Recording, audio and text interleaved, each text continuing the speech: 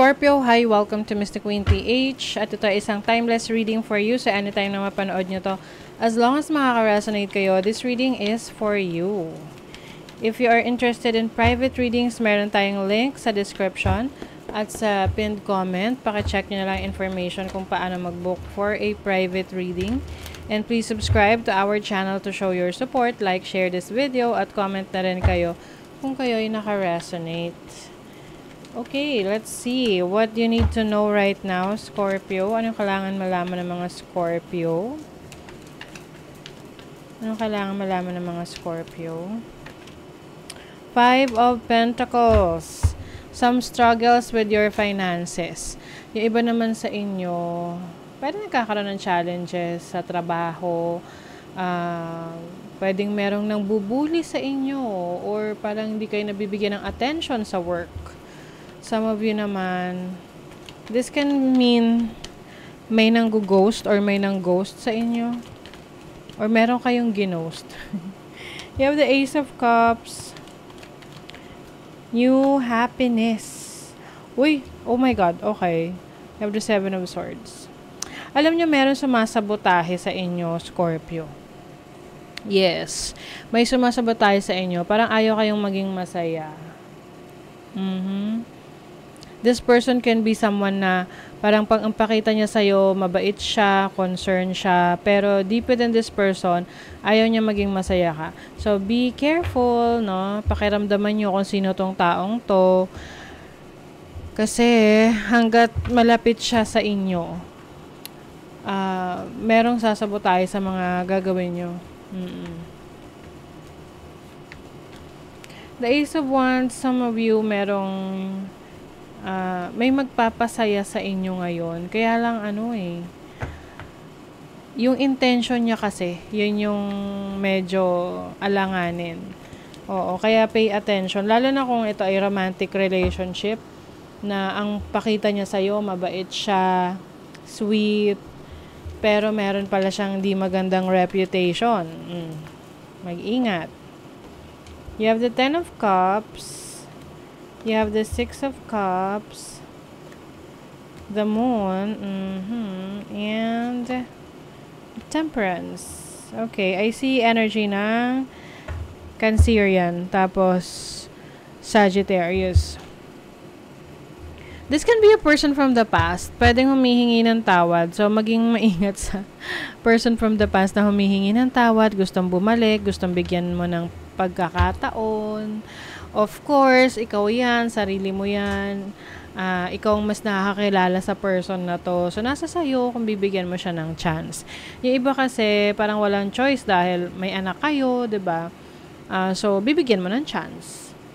But, you have to be aware na may possibility kasi na kung ano yung issue nyo before, yun pa rin yung issue nyo ngayon.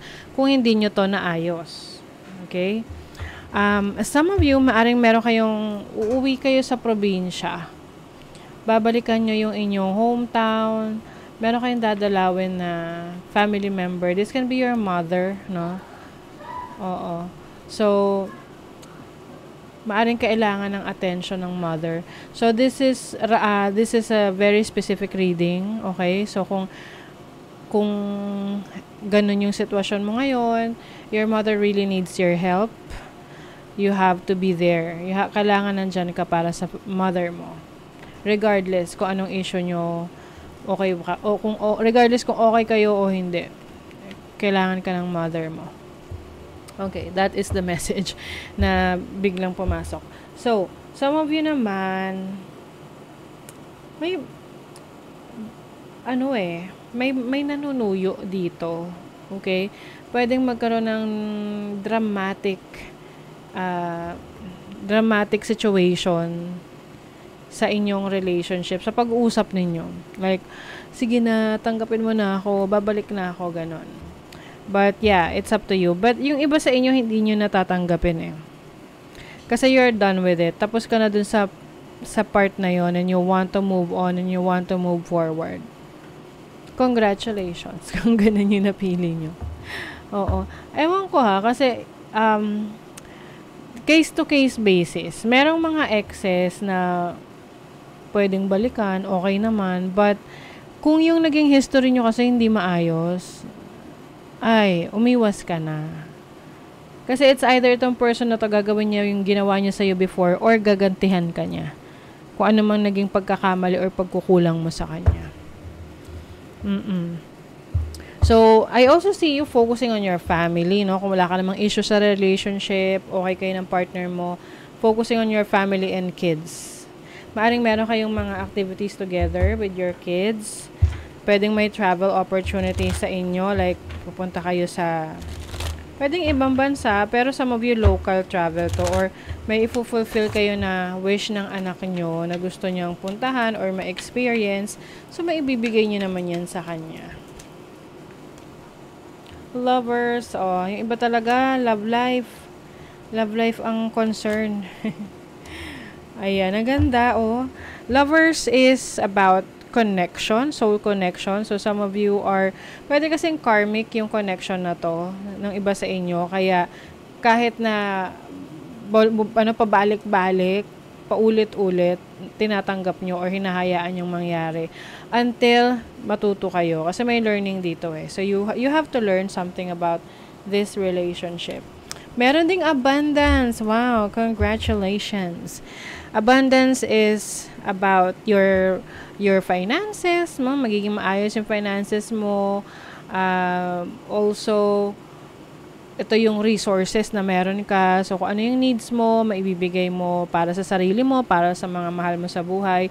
You also have so much love in your heart. Kaya, ikaw ay lalong binibless ng universe. Dahil, yung compassion mo, pagmamahal mo, yung empathy mo sa iba is talagang through the roof, no? Oo. Na kapag meron taong nangangailangan, nandyan ka, tumutulong ka talaga, bukas yung puso mo sa pagtulong sa iba. That's why you are being blessed. O nga naman, mas ibibless talaga yung mga taong tumutulong, in any way or form. Kasi ang pagtulong naman, hindi lang yan financial or material na bagay. Pwede kang tumulong sa acts of service, 'di ba? Pagtulong rin yun. Or pag-share ng iyong knowledge, ng skills mo sa ibang tao. Breaking free. Oh my God! merong yung iba sa inyo, meron talaga kayong iiwanan na sitwasyon na parang, oops, ayoko na, wag na, ganon. Kasi pwedeng matagal na tong paulit-ulit na problema ninyo. May heartbreak dito. You want to focus on loving yourself, taking care of yourself, healing, self-reflection, nagre-reflect ka sa buhay mo. Ano ba yung paulit-ulit na problema na kinasasangkutan mo or kinalalagyan mo? Na wala kang ginagawang solusyon. 'Di ba? Kasi may mga bagay sa buhay mo ngayon na it's not what it seems. Kumbaga, meron pa siyang layers na hindi mo nakikita sa ngayon. Okay? That's why you have to be more vigilant. Maging mapanuri, maging mapagmasid ka. Kasi some people ay some people hindi maganda yung intentions towards you. Lalo na kung napakitaan mo ng kabutihan, tapos minsan yung iba aabusuhin pa yung kabutihan na binigay mo sa kanila, tapos ang ending ikaw yung masama, 'di ba? So just focus. I feel like mas maganda na mas mag-focus ka sa finances, career, abundance mo, trabaho mo, business mo. Kasi walang issue doon walang problema doon Nasa love life yung issue mo or yung relationship or connection sa ibang tao. Like we mentioned kanina, pwede kasi itong romantic connection, pwedeng sa family, someone that is close to you. Display yourself to advantage. This is no time for false modesty. Okay. So, eto, kung ano raw yung galing mo, ipakita mo. 'Di ba? Na minsan sasabihin natin na, ay, I'm not good enough Hindi. Pero totoo, talented ka, 'di ba? You know yourself. Kilala mo dapat yung sarili mo. And hindi ka kailangan na parang sasabihin nila, you have to be humble. Yes, may time na kailangan mong maging humble. May time naman na kailangan mong i-hype up yung sarili mo. Kasi yan yung magiging inspiration mo, and you can also be an inspiration to others. Kasi marami namang pamamaraan na, i-highlight mo yung iyong galing, talento, nang hindi siya magiging mayabang sa ibang tao. Nagiging inspirational pa nga siya, 'di ba? Oo. So, that is your reading, Scorpio. Thank you so much. See you again.